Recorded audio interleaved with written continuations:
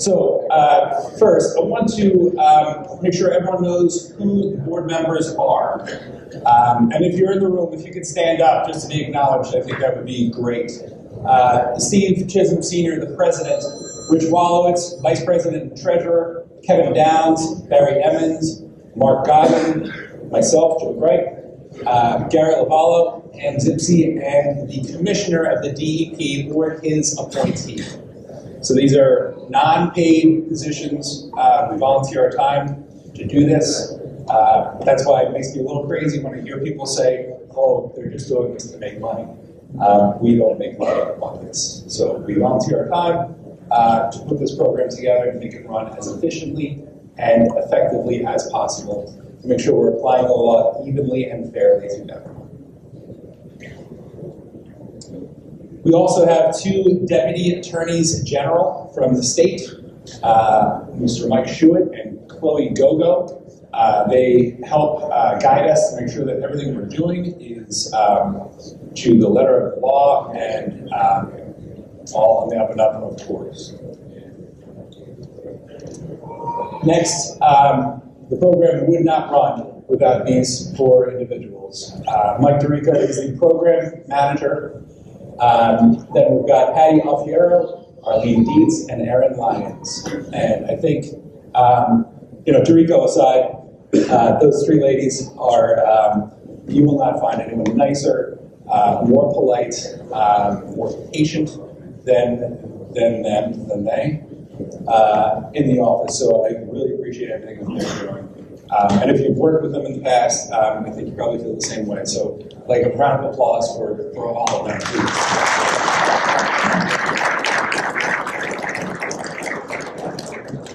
So those are paid positions that are in the office in Jackson. They're the ones that help get your paperwork filled out.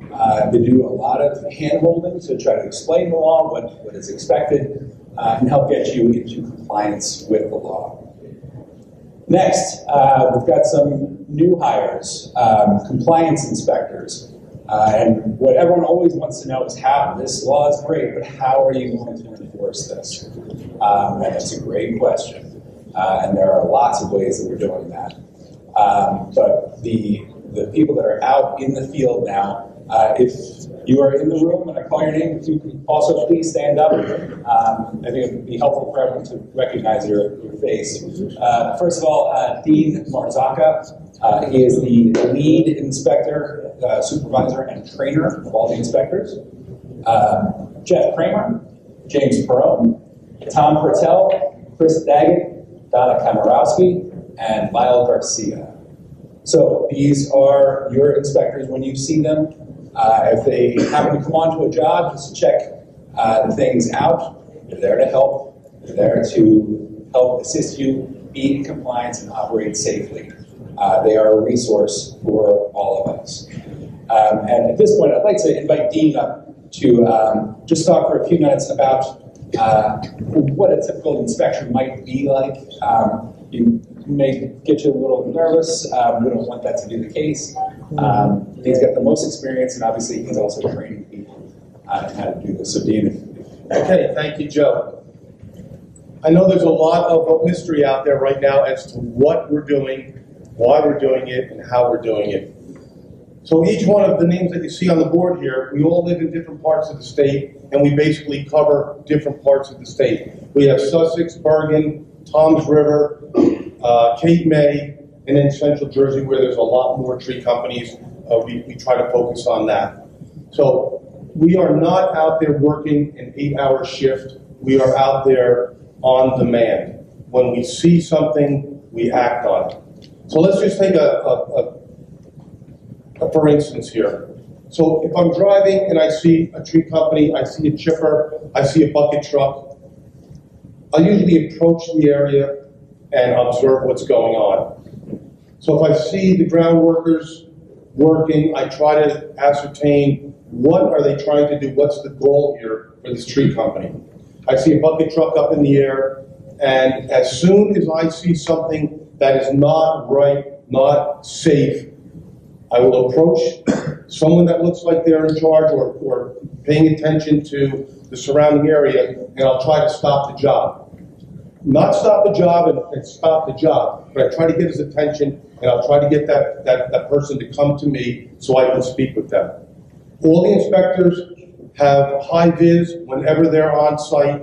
We have the glasses on, we have all the PPE that we should have if we're coming onto your work site. Now, the first question would be to say the foreman is, what is your job here? What are you doing?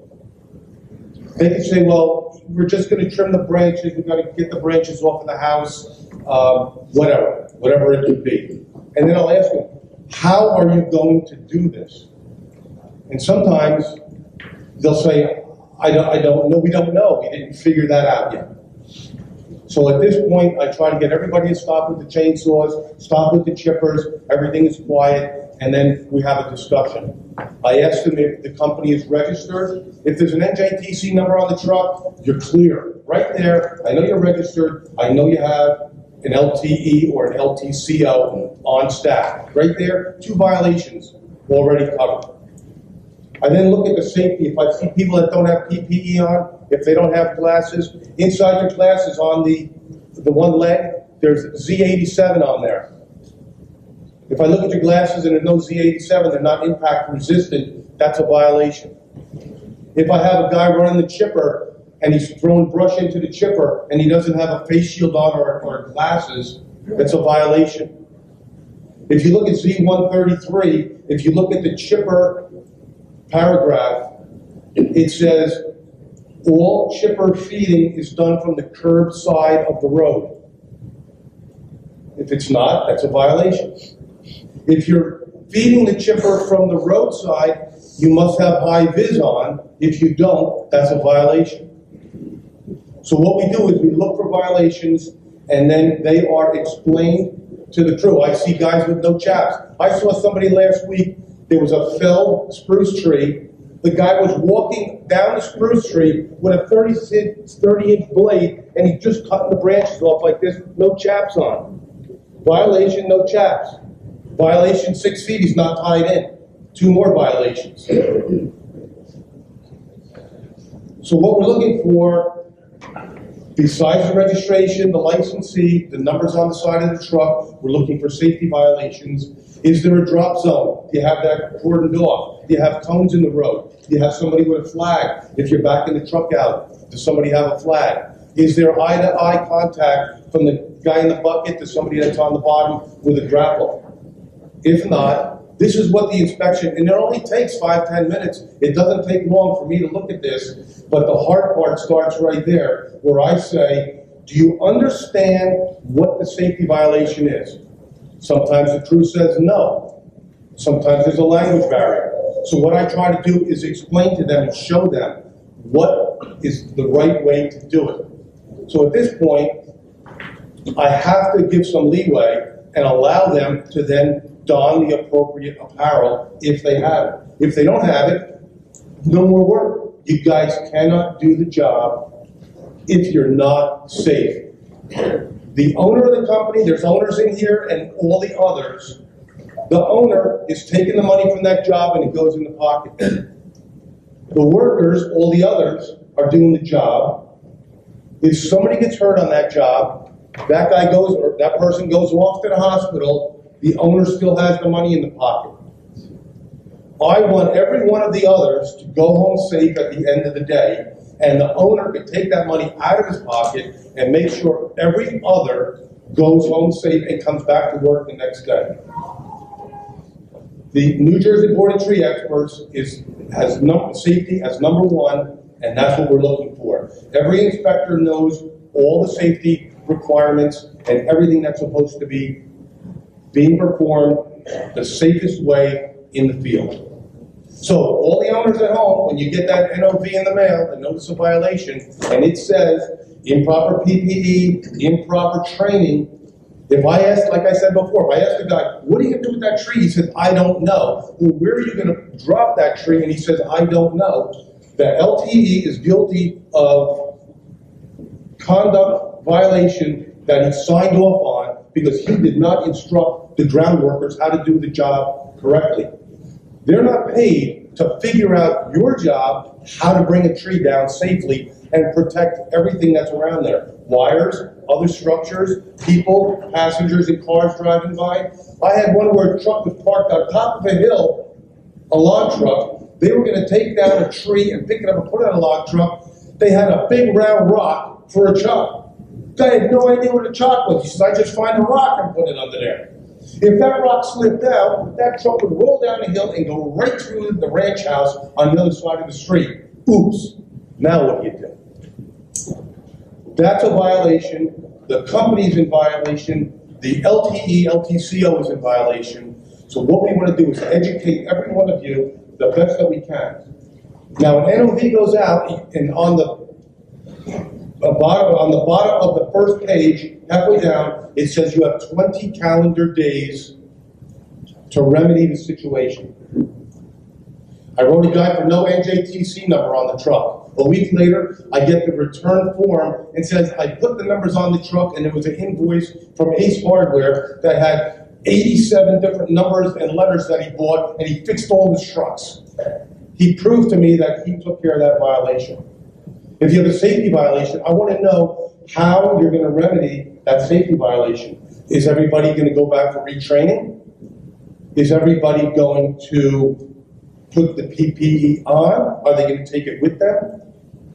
So basically, that's what a brief inspection is at this point. We're going to move forward after this, but we want everybody in this room to make money and go home safe at the end of the day and come back to work the next day. Thanks, Steve. So, Dean laid out a scenario where there's all these potential violations. At this point, because we're so focused on compliance, gaining compliance first before enforcement, Dean wouldn't necessarily be writing violations for all of those things. There wouldn't be lots of fees and penalties because of that. He's just laying out potential things that he is seeing. At this point, the violations that are being written are for not being registered, for the most part. Not being registered, not having a licensed individual. So I know some people have voiced concerns that you're doing the right thing. You've got your company registered, you've got your licensed individual, you're getting your credits. I don't want these inspectors coming to me and writing me up when there's all these other competitors that aren't even registered. That's the real problem. And you're right. So they're the ones that are the focus right now to get them registered and licensed. So.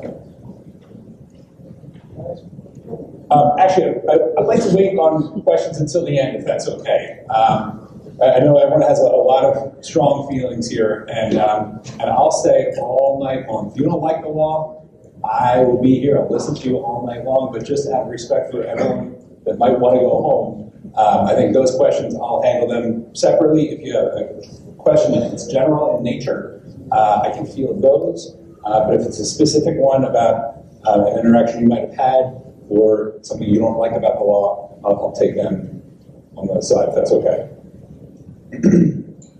All right, so again, pulling back just for the greater audience, this licensing, the idea has gone back very far. In fact, I know there was a big push in 1956. I believe in 1940, when the initial CTE law went through, they were looking to have official licensing too. So this has been something that's been building. In New Jersey, there are over 600 different licenses. You probably heard me say before that if you want to cut someone's hair, you need a license. If you want to shave their neck with a straight razor, you need an additional license. I think there might be 6 or 7 different nursing licenses. And we're in a field that's obviously very dangerous, has the potential to be very dangerous and cause a lot of damage. That's why it's important.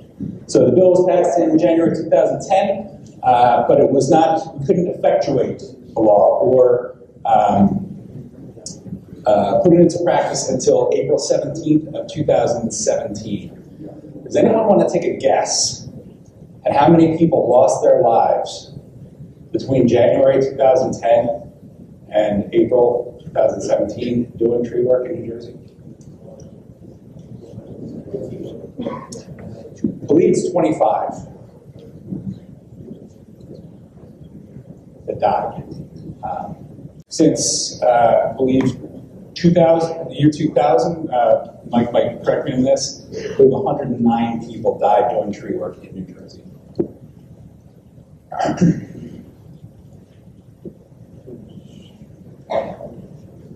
All right, so the intended goals of the law were to protect consumers, protect arborists, protect property and trees. Realizing that nothing comes for free, it was understood that there would be some costs.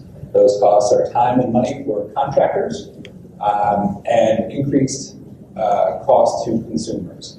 I don't think they're as much as people were concerned about, but it is something to acknowledge.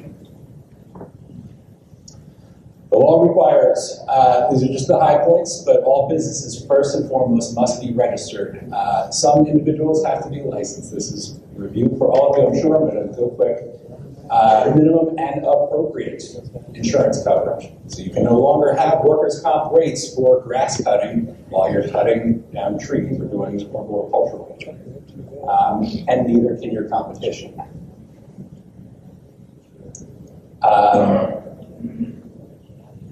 The law requires conformance with the most recent national standards. So it wasn't tied to the 2006 C-133. It is tied to the most recent standard, which is a nice aspect of the law. It requires compliance and it requires enforcement. So it requires the board to enforce this law. So since effectuating law in April of 2017, these numbers go back to about the middle of last month, so not quite 2 years. 753 businesses were registered. That is a phenomenal task, done entirely by the staff and all of you. So it's a lot of work, and it was. I'm very proud of that. The breakdown, roughly, if you're on your toes, those numbers don't quite add up. These numbers are already different. They're changing all the time. But the breakdown, roughly, was 232 LTE businesses versus 521 LTCO businesses. Additionally, 885 licenses were granted, some through grandfathering, some through test taking. Of those, approximately 512 were LTCOs and 373 LTEs. The next thing at the bottom, I have heard several times, this is great, but where in the world am I going to get all these credits? There's so many credits we need. That's part of the law. We can't change that. I do happen to think it's important, but 434 public CEUs were granted, or approved, rather. So courses, totally 434 credits in the first 20 months. So if you tell me that the credits aren't out there, I'll help you look for them. They're out there. In fact, I can tell you just I don't know if it's a plug, but where I work at Meadow Lakes in central New Jersey, it's right on the side of Exit 8. It's a mile away. We host a lot of training. In May and June, there's going to be 33 credits. It's not expensive. The first one is full day training for ANSI Z133, all the updates. Full days to really immerse yourself in all these safety standards. It's sponsored by a grant. The Society of Commercial Arborists is helping to put it together. Dr. John Ball is flying in. Tim Walsh, it's $50 for all day. You get a lunch, you get a copy of the Z133. It's practically free. We've got another plant healthcare workshop. On the flyer, it says 5/17/18. It is 5/17/19. It's this year. I think it's about $110, but Mike Ralph is coming up. It's going to be a nice program. There are webinars that you can sign up for over at TCIA for a credit and a half. They come out every 6 months or so. The ISA magazine, if you're a member of the ISA, every single month there's a little 1 credit quiz you can take. Do it in 2 years, there's 24 credits. So there's credits all over the place. But seeing so many new faces here, I hope that everyone got as much out of this as I did. It's great to see you here. It's great that you're in the fold and getting this training, and I hope you take stuff back to your teams to make you more efficient, and I hope the money pays for itself. That's always been my experience. More progress. 7 compliance officers were hired and trained. So I know a lot of people were concerned about getting representation out throughout the state, checking up and helping people gain compliance, and getting people registered. So they are out there. We've got procedures developed for enforcement, which was no easy feat. This is all done through state government, which can be a tough road sometimes, but it was done correctly and in a way that's very progressive, and there are steps, and it works very well. Then the violation documents have been developed and approved by our DAs-G. So I remember, I think it was this meeting either 5 or 6 years ago. I remember Dave Johnson was still here.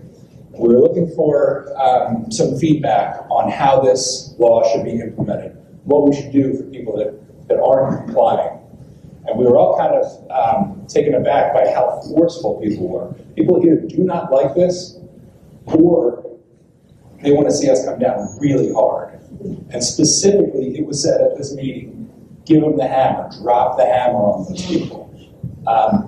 Now, I don't think we're looking to do that. But it was interesting to get that feedback.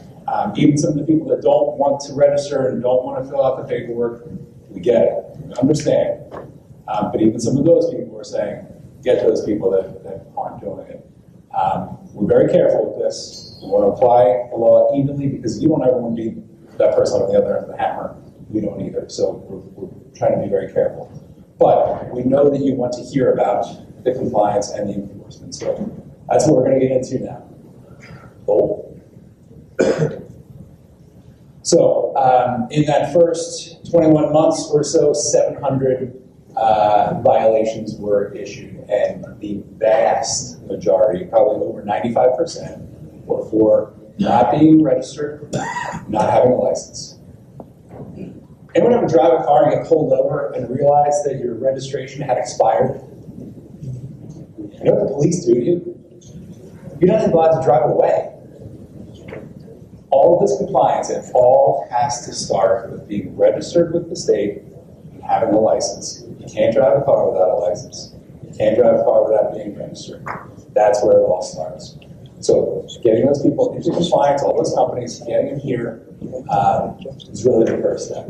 So businesses are coming into compliance. And I will say that a few have gone out of business. I don't like that.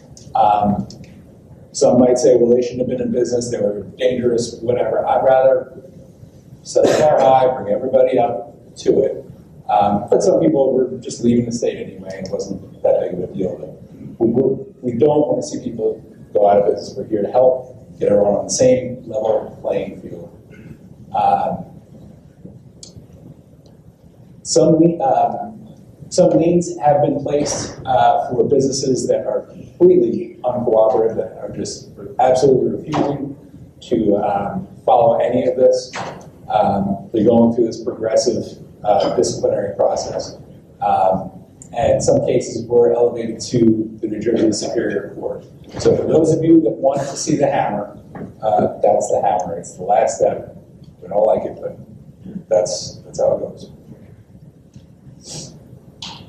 So this is obviously a new licensing structure. We've got a bunch of really committed, good people running it, but it's also new.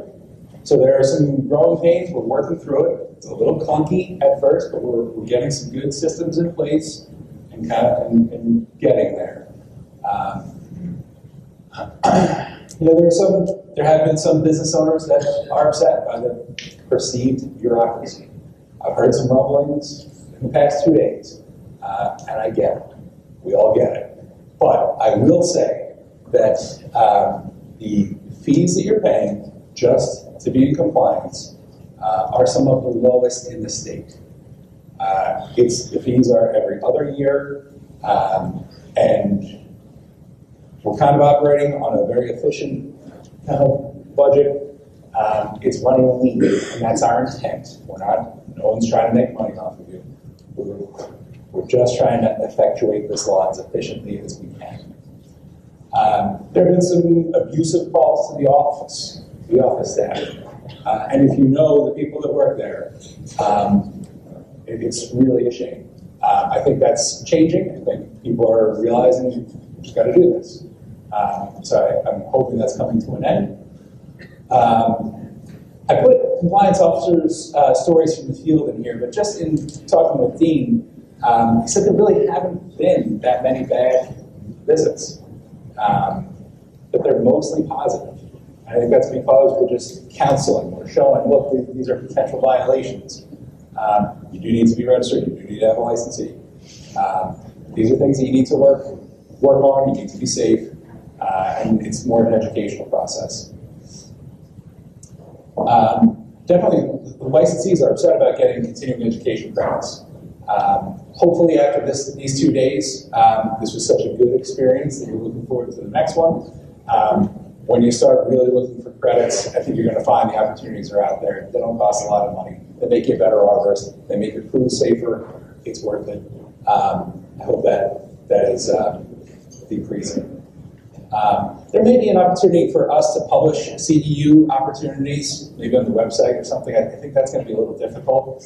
But that has been a request from many, that they want to go to the board's website and see where they can get credits. Might be a little difficult. If you just do a little bit of searching around, I'm very confident you're going to find plenty of CEU opportunities. And then delays in navigating and course correcting within the government. The wheels move kind of slowly and with a purpose in state government, and but we're getting there. We're doing it pretty quickly, I think. We've had some great successes, though. Considering that we've been at this for less than 2 years, we've had a rapid ramp up of resources and training to effectuate the law. We've got a really low operating cost, and I think that's important to all of us. As business owners, we're in business. We want to be very efficient. Some great compliance officer stories from the field. People that have heard that this law is coming. They didn't know it was actually would ever get here. We've been talking about it for decades. It's here. It's really happening. And crews are learning a lot more about what they should be doing to operate safely. There's been some really positive stories. Your competition is, there are still a lot of them out there that aren't registered, that aren't licensed. But there's fewer and fewer all the time. And we'll talk a little bit more about how you can help there too. Certainly increased training for arborists. It's only going to get safer. And again, we're really focusing on compliance first and enforcement only when we have to, and later, which is when everyone to comply first. So there's no doubt about it. The program is working because of a very dedicated and caring staff. We're all very proud of them. Compliance, it's because you are in compliance and you care about compliance and you see your competition and they are not complying and you're calling in on them. That is helping too. And so I guess I'll talk a little bit about reporting. This is kind of a key aspect for compliance.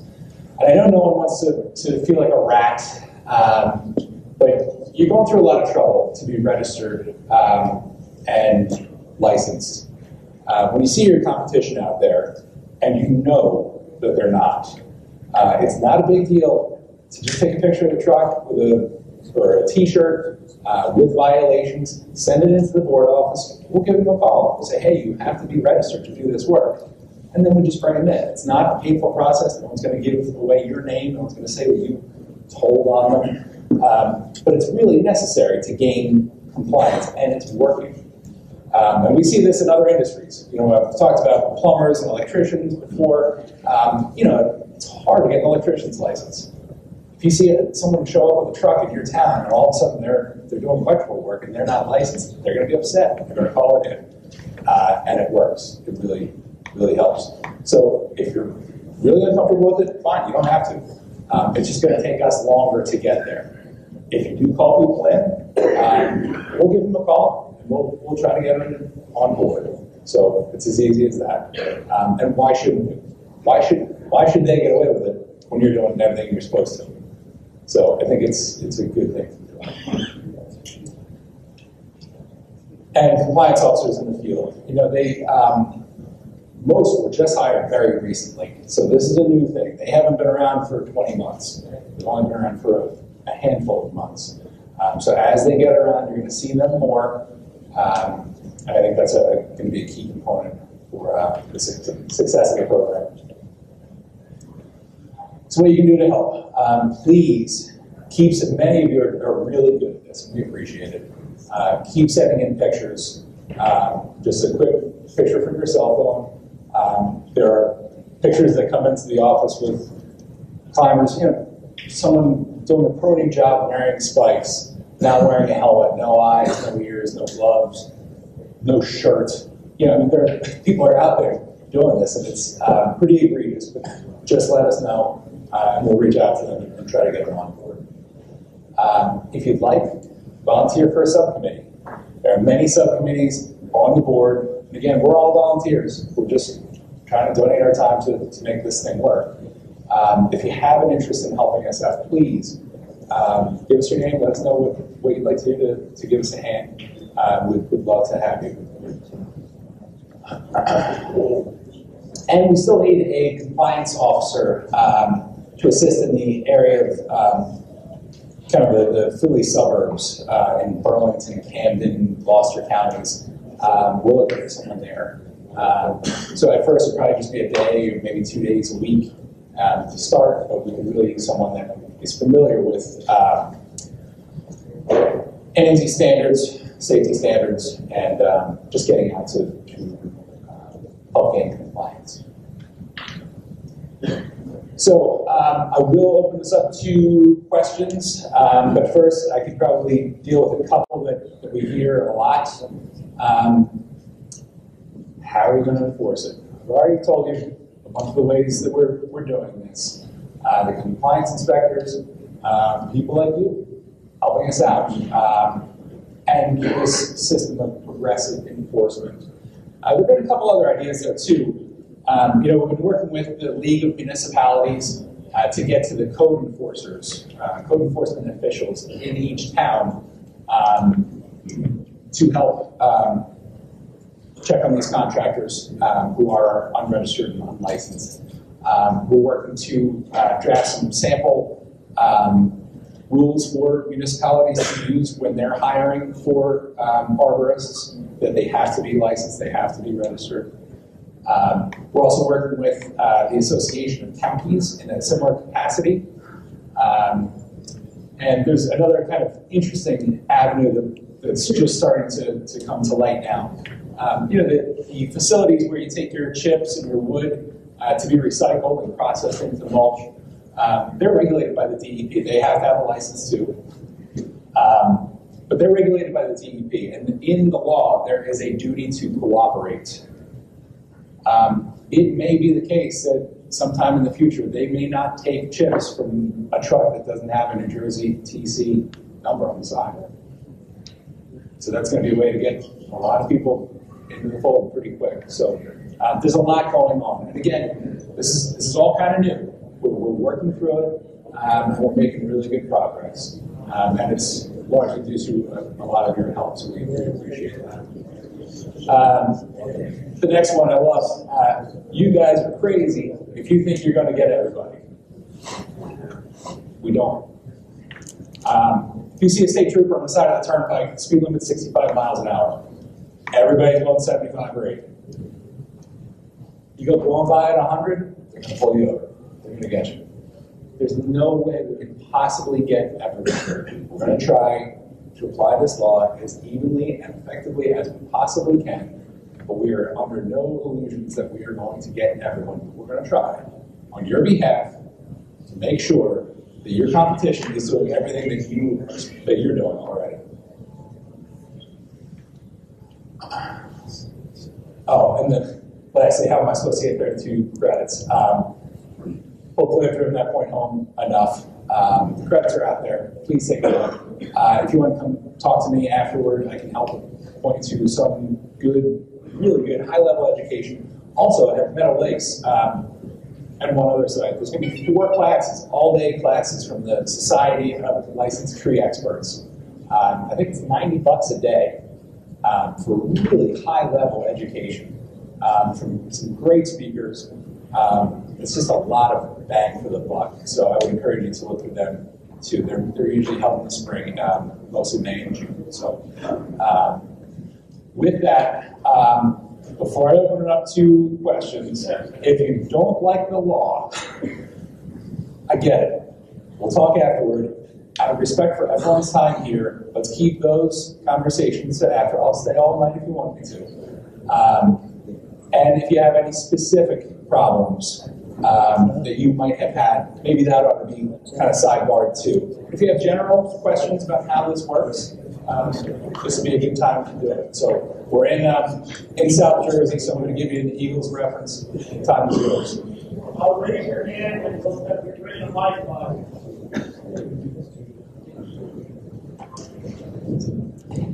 Let's get Hey, Joe, question for you. Sure. Are the notice of violations, are they issued to the company or to the LTCO or LTV register? That's a great question. Thank you, Tom. So the question is, when a notice of violation goes out, does that go to the business or does it go to the licensee of record? Almost always it goes to the business. Unless there is an egregious problem with a licensee where they clearly should have known better, that might be a different story, but it's the responsibility of the business to operate safely, to be registered and licensed. So someone's going to run around with Al's going to run around. Hello. I just had a question about business entities. So if I was sole proprietorship, I wouldn't need workers' comp. Can you clarify that for myself? Some other people? I can. There's been some confusion. Is Mike Tirico, do you know the answer to that? Sole proprietor, it used to be that you weren't required to have workers' comp insurance because it doesn't make sense. I mean, you'd be... You don't need workers' comp for yourself, but if you have for your employees, you can provide workers' comp for that employee. I'm sorry. You're not required to have... Hold on, use the mic so everybody can hear you. You're not required to have workers' comp. You're not required to have workers' comp for yourself if you're working for yourself and only yourself. The minute you put an employee on, you're required to provide workers' comp for the employee. That's my understanding too, but I feel like there was some confusion about that. We'll try to get a confirmation of that answer. So, you claim that the employee is not on your side, IRS is going to see it as a sole proprietor. We're going to say housing is yes, whoever's got their hand up.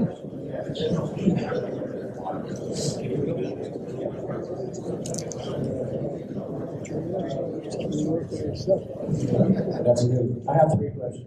One, what are you guys going to do to the companies or the competitors who are not registered and they're advertising? A lot of the advertising companies have no clue what's going on. Okay. What do we do with businesses that are not registered and are advertising, just like anyone else? We call them, say, look, if you're going to do tree work in New Jersey, even if you're out of state, if you're doing tree work in New Jersey, you need to be registered, you need to have a license. We apprise them of everything they need to do and get them on the right track. Okay. The second of that question is, a lot of towns are clueless. For example, Randolph, New Jersey is one out of who knows how many. I have to tell sometimes the tree arborists or the inspector what's going on. Right. Yeah, that's why we're working with the League of Municipalities to make sure they understand the law and how it works. Again, it's new. So this is not their bailiwick. The code enforcement officials are used to building codes and that sort of thing. This isn't something they're normally doing, but we're trying to reach out to them and get them on board. And there is more than one company running under two names, one registered and one unregistered, using the same license number. If you have information on them, we'd love to have it. Did you appoint me where to go? I'm going to leave it up to you, Joe. That last question there, with two companies that have the same name, just say like A1 Tree Service, what I do is if I have that name, I'll do an internet search and I'll take the phone number from the side of the truck, match it to advertising online, and then we know who the odd one is. Now, I've heard of people complaining to the good company that they're in violation of dumping chips or whatever, and it always turns out to be the other company. So you should have the NJTC number on your truck, so A1 has an NJTC. In your advertising, have the NJTC number. Then I know that that company goes with this company, and then it's the other company that I'm looking for. So, for instance, in Sussex County, there's 3 woodpeckers.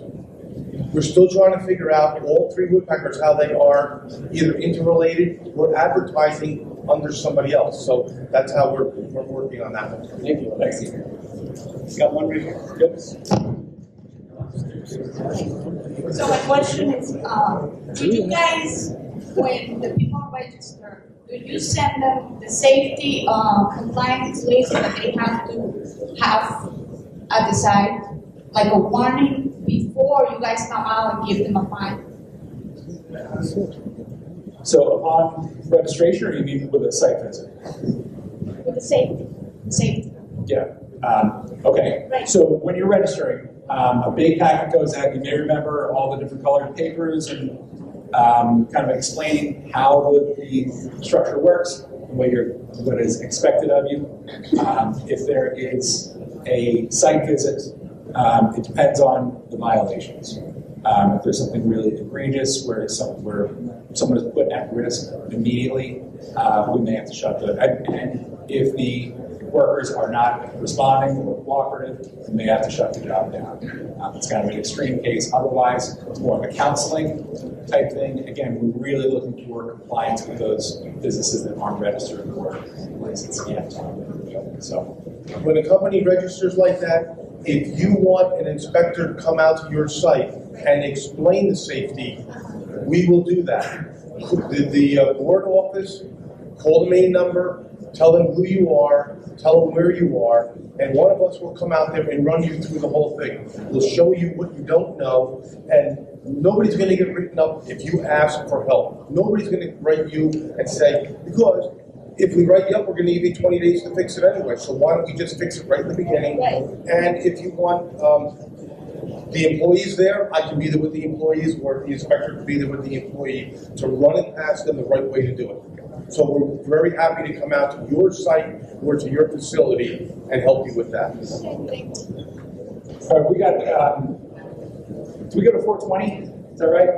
We've got another 10 minutes or so, so I'm happy to answer some more questions, and then again, I'll be available afterwards. What was the reason behind exempting utility and government workers? I'm not sure I'd be the best to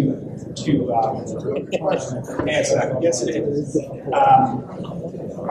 It was a matter of helping to get the bill passed, as I understand it.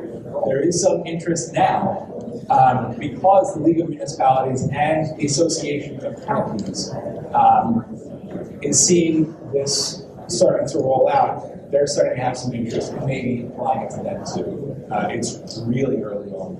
But as I understand it, it was a continuation. It's just necessary to get the bill passed. You're saying those municipalities are above the law? I'm not saying that. Now, let me hear it. Yeah, you kind of answered it before on state businesses, but up in North New Jersey, a lot of businesses come through from New York or them from New Jersey. Yep. How are you going to enforce that companies that aren't in the state? Same way, and the way that it will work a lot faster is if when you see them coming up, you take a picture and send it to us. I'm not trying to dump that on you, but want it to really work a lot faster. That's the way it works. Otherwise, as we see them, when it's working here, so they're not registered, we speak to them then.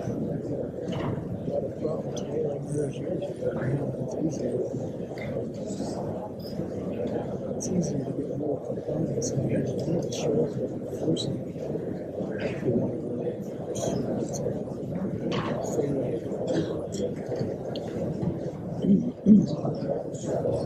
Hi. I want to ask you something about how do you going to control about we're going to try to apply to the permits that any house owner or somebody outside of our company going to take our license number from the trucks all the time.